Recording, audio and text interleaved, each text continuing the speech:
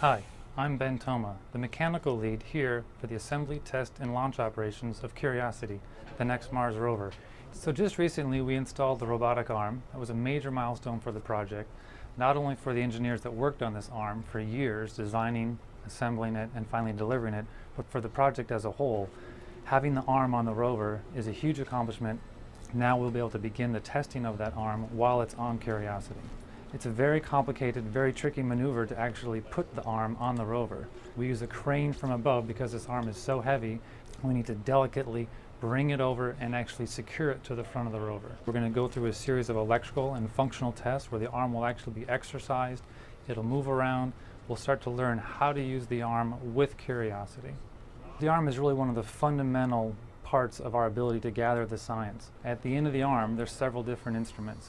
There's a camera, there's a spectrometer, and there's a drill that will deliver samples up to the other instruments on the rover. So without the arm, we wouldn't be able to do a good portion of the science that we're actually going to Mars for.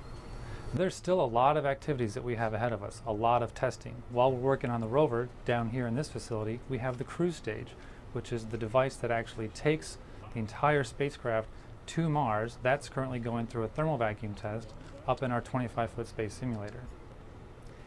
This is a big morale boost. Over the last couple of months, we've finally seen some of the major pieces of hardware get put on this rover.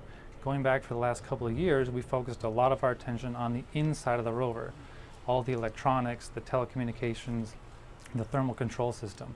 Just in the last couple of months, as you've seen, we've installed the mobility system, the remote sensing mast, which sits up on top of the rover with its cameras, and now finally the arm. The rover finally is starting to look like it does in all these beautiful animations we've seen. So the team is very excited at these major accomplishments and our ability to move forward with testing. I'm Ben Toma, and this has been your Building Curiosity Update.